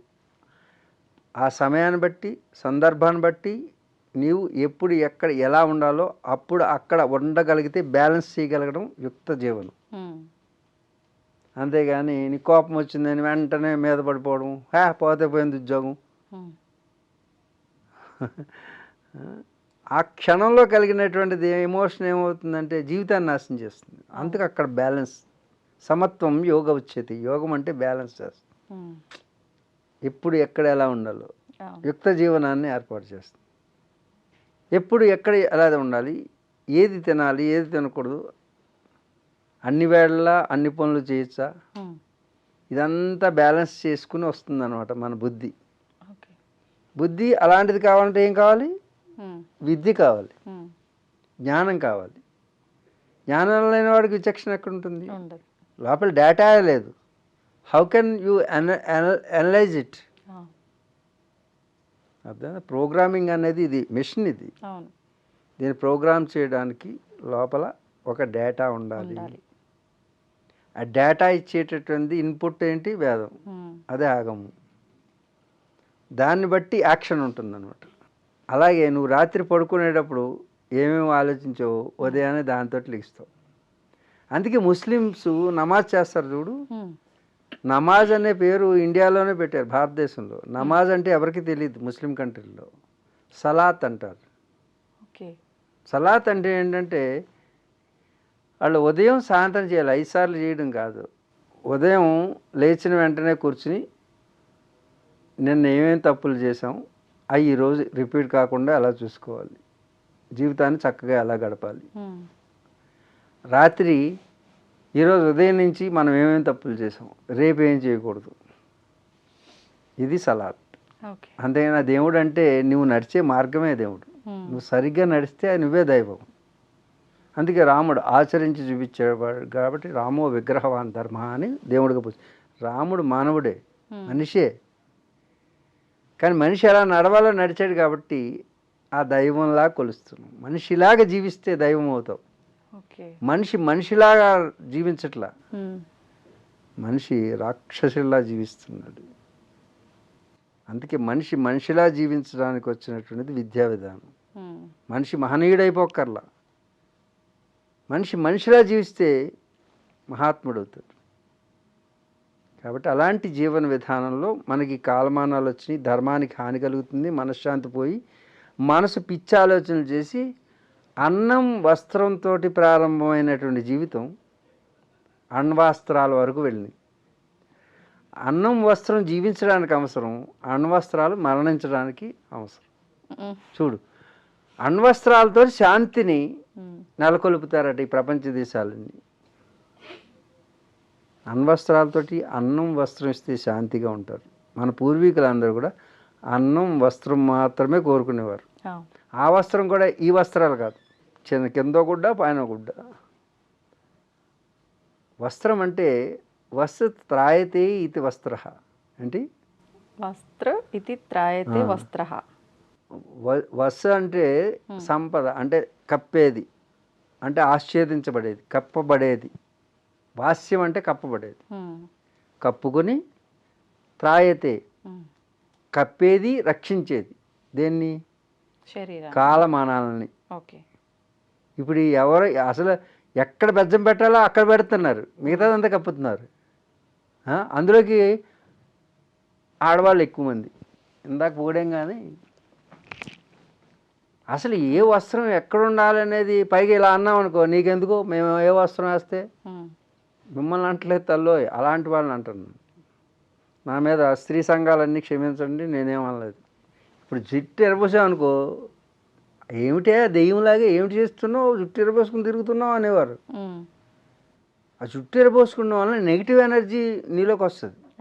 These are antennas. అర్థమవుతుంది. అందు గురించి వస్త్రాలని సింపుల్గా వేసుకుని అది రక్షించేది నేను రక్షించేదై ఉండాలి. ఎండా వాన వీటి నుంచి, ఎదుటివారి యొక్క ఎమోషన్ నుంచి స్త్రీలైతే. అర్థమైందా? అందుకే ఈ పరిణామ దశలు, యుద్ధాలు ఇవన్నీ వస్తున్నాయి. కాబట్టి 2025 నుంచి 27 లోపల ఎలాంటి విపరీత ధోరణులే, యుద్ధాలు, ప్రకృతి వైపరీత్యాలు, ప్రకృతి సంతులనం దెబ్బతింటుంది. ఓకే. అందుకు భూకంపాలు రావచ్చు, పంచభూతాలు ప్రకోపించవచ్చు, అంటే టోర్నడోస్ రావచ్చు, వాయువు వేగం పెరగచ్చు, తుఫాన్లు, సునామీలు రావచ్చు. వీటన్నిటి ద్వారా ఒక ఆవృతం పూర్తవుతుంది. ఈ అధర్మపరాయణులు ఎవరైతే ఉన్నారో వాళ్ళు అందరూ పోయేటట్టు వాళ్ళ నెత్తి మీద వాళ్ళే చేపెట్టుకుంటారు. ఎవరు? ఇప్పుడు అమెరికా, రష్యా ఓకే, అగ్రదేశాలు కాదు, ఇవి ఉగ్రదేశాలు అయిపోయింది. ఏంటి? ఉగ్రదేశాలు. అగ్రదేశాలుగా ఉండాల్సినవి ఉగ్రదేశాలుగా మారితే పరిణామం ఇలాగే ఉంటుంది. ఇవే జ్యోతిష్యం కాదు, ఇదో ప్రెడిక్షన్ కాదు, సహజమైనటువంటి ఒక calculations. Okay. It's a mathematics. అంతేగాని నేనేదో జ్యోతిష్యం చెప్పినట్టు. జ్యోతిష్యం అంటే ఏం కాదు, ప్లానెట్ జ్యోతులు అనేవి ఆకాశంలో ఉన్నాయి. That is stars. ఒక్కో స్టారు ఏ మూడు కలిసినప్పుడు ఏమేమి ఏర్పడినాయి గతంలో. అర్థం? మీనరాశిలోకి శని ప్రవేశించాడు అంటే విపత్తులు జరిగినాయి గతంలో 60 సంవత్సరాలు 70 సంవత్సరాల క్రితం. అర్థమైందా? అదే ప్యాటర్న్ మళ్ళీ వచ్చింది. ఆ జ్యోతి మీన్స్ ఇట్ సెల్ఫ్, ఇట్స్ ప్రకాశం. ప్రకాశం మీన్స్ జ్ఞానం, light. Who is really enlightening persons, they will see, they know the calculation, the mathematics, సాంఖ్యశాస్త్రం. మన షట్శాస్త్రాలు అంటే అవే, షడ్దర్శనాలు అంటే. ఓకే. వాళ్ళు చూసింది కాదు, దర్శించారు. దర్శనం వేరు, చూపు వేరు, దృష్టి వేరు. మనం ఇంతకుముందు చెప్పుకున్నాం ఏవో 3: భార్య, భంగుడు, పిల్లం అని. సత్యం, అలాగే సత్యం, వాస్తవం. అలాగే ఇప్పుడు ఏం చెప్పుకున్నాం? చూపు, దృష్టి, దర్శనం. నేను దేవుడు చూశాను అంటే చూడలేము. దర్శించాను అంటే, దర్శనం అంటే అనుభవం మాత్రమే. అర్థమైంది? అనుభవించాలి. ఆ అనుభవాన్ని చెప్పేటటువంటి దర్శనాలు. ఓకే. అందుకే షట్శాస్త్రాలు, షడ్దర్శనాలు మనకున్నాయి. వాటిలో ఒకటి ఏం చేస్తుంది? సాంఖ్యం. సాంఖ్యం సంఖ్యాపరంగా చెప్తుంది, క్యాల్కులేషన్స్, మ్యాథమెటిక్స్ ఆధారంగా సత్యాన్ని. సత్యం దర్శించాలంటే ఉత్తినే చెప్పేస్తే సరిపోదు. ఇదిగో లెక్కలు ఇవి, లెక్క సరిపెట్టే అంటాం చూడు. ఆ లెక్క సరిపెట్టేది సాంఖ్య దర్శనం. దాన్ని ప్రాక్టీస్ చేసిన తర్వాత చూపించేది యోగ దర్శనం, సాంఖ్యం, యోగం. సాంఖ్యం గురించి చెప్పుకున్నాం. సంఖ్య అంటే సంఖ్యాపరంగా క్యాల్కులేటెడ్గా ఒక సత్యాన్ని వెలికి తీయడానికి మ్యాథమెటికల్గా ప్రూవ్ చేయడం. అంటే లెక్క సరిపెట్టు అంటుంటారు, ఆ విధంగా. తర్వాత సింపుల్గా మాట్లాడుకుంటున్నాం అంటే శాస్త్రీయపరంగా పెద్ద ధార్మికంగా మాట్లాడకుండా అందరికీ అర్థమయ్యేటట్టు. యోగం. యోగం అంటే నీవు ప్రాక్టికల్గా సత్యాన్ని తెలుసుకుంటాం. అక్కడ థియరిటికల్గా తెలుసుకుంటాం, ఇక్కడ ప్రాక్టికల్గా నిరూపించటం. ఇవి రెండు ఒకటి, సాంఖ్యం, యోగం. అలాగే న్యాయం, వైశేషికం, అవి రెండు ఒక సెట్. అది లాజికల్గా సరిపెట్టడం, ఇది మ్యాథమెటికల్గా సరిపెట్టడం, లాజికల్ కంక్లూజన్. అర్థమైందా? వైశేషికం. ఈ విధంగా అవి రెండు ఒకటి, ఇవి రెండు. తర్వాత పూర్వమీమాంస, ఉత్తర మీమాంస అని. అర్థమవుతుందా? మీమాంసాదులు ఆ చర్చ చేయడం, దాంట్లో ఎటమాలజీ గురించి, సృష్టి ఆరంభం గురించి, యాటమ్స్ ఫార్మేషన్ గురించి, అన్నిటి గురించి, సృష్టి యావత్తు దాంట్లోనూ. అంటే చూడు, ఇంత విస్తృతమైనటువంటి చర్చ ద్వారా ఏర్పడినటువంటి సంపూర్ణ సమగ్రమైనటువంటి సమాచారంతో కూడినటువంటి విద్యా విధానం భారతీయత. అందుకు సత్యాన్వేషణకి భారతీయతయే మూలము. అందుకే ఈరోజు ప్రపంచ దేశాల్లో అమెరికా, రష్యా తయారు చేసినటువంటివి ఆయుధాలన్నీ నిర్వీర్యం అయిపోతున్నాయి. భారతదేశం ఆయుధం మాత్రం నిలబడుతుంది. ఎందుకంటే కారణం, మనం కొన్నది ఆ దేశాల నుంచే. ఆ దేశాన్ని నుంచి కొన్నటువంటి ఆయుధాన్ని మనం మనదైన తెలివితేటలతో దాన్ని మోడిఫై చేసి ఉన్నాం. అర్థమైందా? చూడు, రష్యాని ఒక చిన్న ఉక్రెయిన్ 50,000 రూపాయల డ్రోన్ తోటి 50,000 కోట్లు లాస్ చేసింది. 50,000 రూపాయలు ఎక్కడ, 50,000 కోట్లు ఎక్కడ? మరి ఆ రష్యా నుంచి తెచ్చుకున్న S-400 అనేటువంటి రక్షణ వ్యవస్థని మనం అనేక విధాలుగా జాలంగా మార్చుకుని మన యొక్క తెలివితేటలను దానికి అప్లై చేసి మన దేశంలోకి ఒక్కటి కూడా శత్రుముఖలు రాకుండా అడ్డుకున్నాం. వాళ్ళకి అడ్డుకోలేకపోయారు. తయారు చేసింది వాళ్ళే, కానీ ప్రయోగించడంలో మన తెలివితేటలు ఉపయోగించాం. అందుకే ఈరోజు ప్రపంచవ్యాప్తంగా భారతదేశం అనేది ఆ ఆయుధాలని ప్రపంచ దేశాలన్నీ లైన్లో కొనడానికి చూస్తున్నారు. అంటే మనం ఎన్హాన్స్ చేయగలిగినటువంటి డిఎన్ఏ మనలో ఉంది. నీలో పిల్లలు మీరందరూ రేపు భవిష్యత్తు మీది. ప్రపంచ దేశాలన్నిటికీ కూడా భారతీయత కావాలి. ఏంటి? భారతీయత కావాలి. భారతదేశంలో పుట్టిన ప్రతి ఒక్కరూ సంసిద్ధులు కండి. మీ యొక్క సనాతనమైనటువంటి ధర్మాన్ని ఆచరించండి. దానిలో ఉన్నటువంటి విలువల్ని మీరు రీసెర్చ్ చేయండి. ఐఐటీల్లో ఆధునికత్వం అనేటటువంటిది కాదు మనకు కావాల్సింది, సనాతనం కావాలి. మన సనాతన భారతీయ సంస్కృతిని ఆలంబనంగా చేసుకుని యువతంతా కూడా, మీ తల్లిదండ్రులు, మీరు కూడా ప్రతి తల్లి ఒడి బడి కావాలి. తల్లియే ప్రథమ గురువు. కాబట్టి ఓ తల్లి భరతమాత నీ బిడ్డకి నేర్పు. సనాతన ధర్మం వైపు వాడు విద్యా విధానం సాగేటట్టు, వాళ్ళ ఆలోచన వెళ్ళేటట్టు నీ బడే ప్రథమ బడి అని తెలుసుకో. కాబట్టి మీరు వాడికి నేర్పండి. మన సంస్కృతి, మన సంప్రదాయాలు ప్రపంచ దేశాల్లో అత్యున్నతమైనవి నేర్పండి. ఆ దిశగా వాళ్ళ ఆలోచన నడపండి. ఐఐటీలో చదువుతున్న పిల్లలందరూ కూడా మన యొక్క వేదాల వైపు, మన వేద సంస్కృతి వైపు, సనాతన సంప్రదాయం వైపు ఒక్కసారి ఫోకస్ చేయండి. విశ్వవిజ్ఞానం అంతా కూడా మన షడ్దర్శనాల్లో, శృతుల్లో, స్మృతుల్లో వాటి రహస్యాలను వెలికి తీయడానికి మీరు రీసెర్చ్లు సాగించండి. రాబోయే తరాల వారికి ఆదర్శంగా నిలిచి ప్రపంచ శాంతికి అన్న వస్త్రాలు చాలు, అన్న వస్త్రాలు అక్కర్లేదు అని చాటి చెప్పండి. రేపు రాబోయే విపత్తులకి ఆపి మీరు మార్గదర్శకంగా నిలిచి ప్రపంచ శాంతికి దోహదపడేటటువంటి విద్యా విధానాన్ని అవలంబించండి, ఆచరించండి. లోకా సమస్త సుఖినో భవంతు. లోకా సమస్త సుఖినో భవంతు. లోకా సమస్త చరాచర శ్రేయో భవంతు. ఎమోషన్స్ని కంట్రోల్ చేయడము అంటే మానవులు అన్నాక అదంతా సాధ్యపడదు అని అంటూ ఉంటారు. ధ్యానం వల్ల అన్నీ సాధ్యపడతాయి అంటారు. అంటే ఒక యోగం అనేది వస్తే ఇవన్నీ కూడా సాధ్యపడతాయి అని చెప్తూ ఉంటారు. ఒక యోగిగా మీరు, అంటే ఇందాక మనం స్త్రీల గురించి మాట్లాడుకున్నప్పుడు ఆ ఎమోషన్ని కంట్రోల్ చేసుకోలేక ఏడ్చేశారు. అంటే ఒక యోగి స్థానంలో ఉన్న మీరే కంట్రోల్ చేసుకోనప్పుడు నార్మల్ పీపుల్కి అది ఎలా సాధ్యపడుతుందంటారు? యోగి కూడా మనిషే. యోగి మనిషి పాత్రలో కాదు, నేను వెళ్ళింది ఆ తల్లి పాత్రలోకి. నేను యోగి పాత్ర నుంచి తల్లి పాత్రలోకి వెళ్ళి ఒక స్త్రీ పాత్రలోకి వెళ్ళి స్త్రీ అనుభవించేటటువంటి ఆ ప్రసవ వేదన నేను అనుభవించాను. నేను అక్కడ ఉన్నది యోగిని కాదు. నేను ప్రవేశం చేసినప్పుడు ఒక స్త్రీ ఏమిటమ్మా, చిన్న పిల్లప్పటి నుంచి కూడా కండిషన్, అప్లికేషన్, అంటే వాళ్ళ మీద ఇష్టం ఉన్నా లేకపోయినా సరే వాళ్ళకి వ్యక్తిత్వం లేదా? భారత స్త్రీ కాదు, విశ్వంలో ఉన్నటువంటి స్త్రీలు అందరూ ఒకటే. అందరి పరిస్థితి మనకంటే కూడా దారుణంగా ఉన్నది.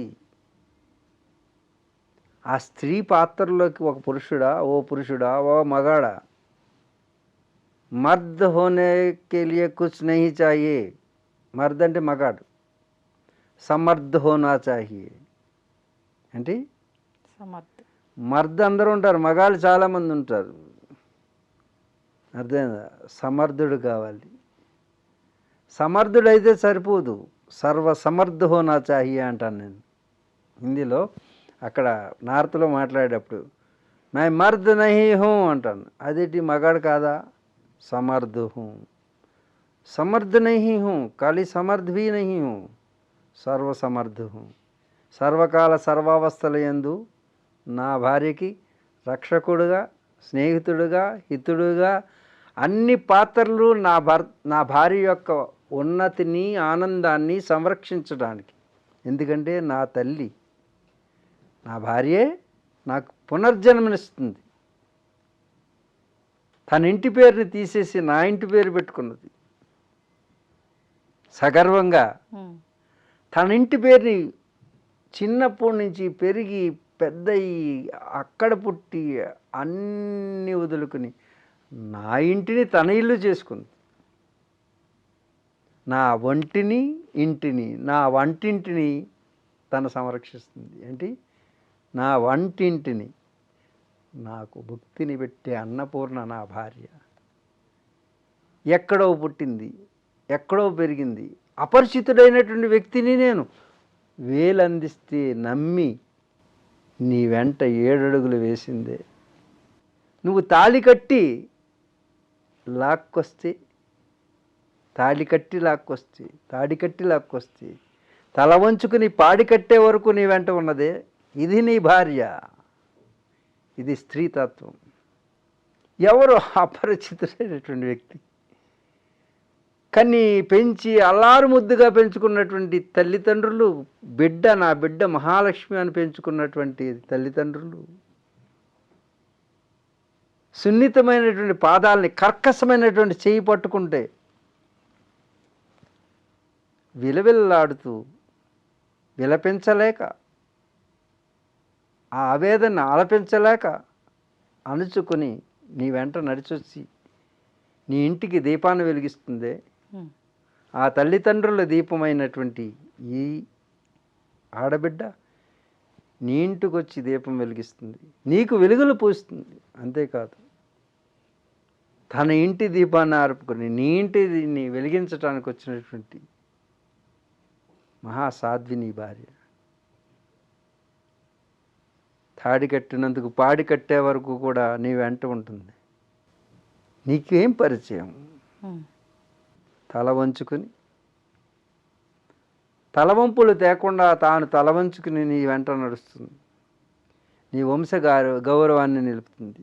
నీ వంశాంకురాన్ని, గర్భాన్ని ధారణ చేసి 9 మాసాలు మోసి ఆ ప్రసవ వేదన అనుభవించి నీ వంశాంకురాన్ని నీకు అందిస్తూ నీకు పునర్జన్మనిస్తుంది. ఏమని పొగడాలి? ఏమని ఇచ్చి రుణం తీర్చుకోవాలి నీ భార్యకి? తల్లి సంగతి తర్వాత. చాలామంది అడిగారు, మీరేంటి భార్యను ఎక్కువ పొగుడుతున్నారు, తల్లిని పొగడరా అని.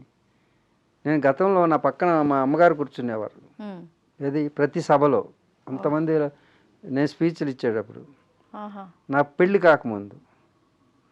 పెళ్ళైన తర్వాత భార్య ఎడమవైపు వచ్చింది, తల్లి ఎప్పుడు కుడివైపు కూర్చునేవారు. ఇప్పుడు భార్యను పొగడడం మొదలుపెట్టాను నేను. ఎందుకట్లా? విలేకరులు అడిగారు, ఏమని, మొన్నటి వరకు మీరు తల్లి పార్టీలో తల్లి పొగిడేవారు, ఇప్పుడు భార్యను పొగుడుతున్నారు, తల్లా పెళ్ళమా అని. మొన్నటి వరకు తల్లిని పొగిడారు కదా, మాతృదేవోభవ అని. తల్లి ఎన్ని జన్మనిస్తుంది, నీకు జన్మనిస్తుంది అన్నావు, ఇన్ని పొగిడారు. తల్లి యొక్క ఔన్నత్యం అని చెప్పారు గతంలో. ఇప్పుడు భార్య గురించి ఎక్కువ పొగుడుతున్నారు, మీకు తల్లా పెళ్ళమా అని అడిగారు ఒకసారి. నాకు కూడా సంకట పరిస్థితి ఏర్పడింది. ఇద్దరు పక్కనే ఉన్నారు. అప్పుడు ఏం చెప్పారు మీరు? అదే ఇప్పుడు మీకు చెప్తున్నది. ఇప్పుడు చెప్పిందంతా మళ్ళీ భార్య గురించి చెప్పి, పెళ్ళం గొప్పదని చెప్తూ వెళ్ళాం కదా, భార్య గొప్పదని. ఆ భార్య పునర్జన్మనిచ్చి, నీకు పునర్జన్మనిచ్చి తల్లి అయినది ఆ తల్లి గొప్పది అన్నాను. ఏమన్నాను? ఇప్పుడు భార్య గొప్పదా, తల్లి గొప్పదా? కన్ఫ్యూజ్. ఆ భార్య కదా తల్లి అవుతుంది. కాబట్టి తల్లినన్నా భార్యనన్నా రెండు ఒకటే అని చెప్పాను. ఓకే. ఎందుకంటే నీకు మళ్ళా జన్మనిచ్చి తల్లి అవుతుంది కదా ఈ భార్య. కాబట్టి భార్య కాదు, తల్లిగా మారుతుంది.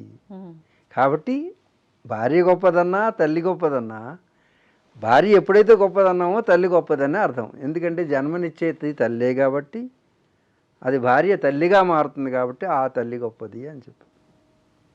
ఇక్కడ చెప్పాలంటే స్త్రీ గురించి చెప్పాలంటే చాలా ఉంది.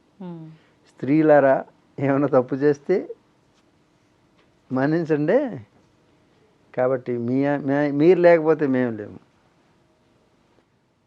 ఆదిశంకర్ల వారు అవతరించిన ఆ మాతృమూర్తి ఉన్నది. ఆది విష్ణువు అవతరించిన ఆ మాతృమూర్తి. ఆది విష్ణువు అవతరించడం అంటే రాముడిగా పుట్టిన, కృష్ణుడిగా పుట్టిన.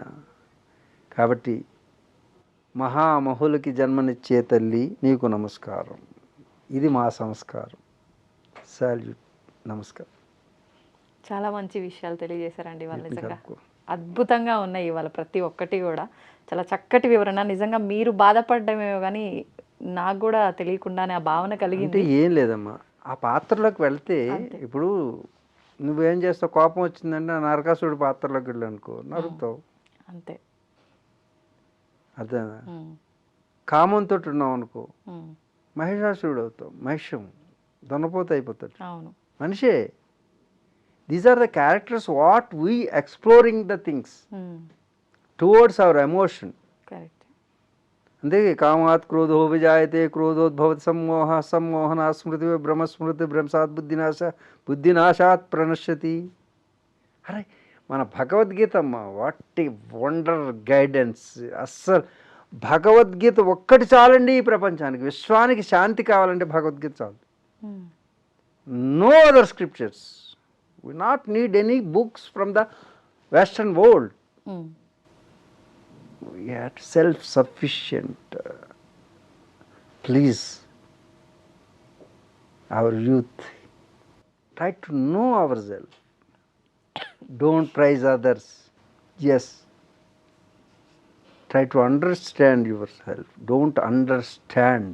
సంతోషం అండి. అనేక విషయాల్ని చాలా అద్భుతంగా సవివరంగా అందించినందుకు ధన్యవాదాలు.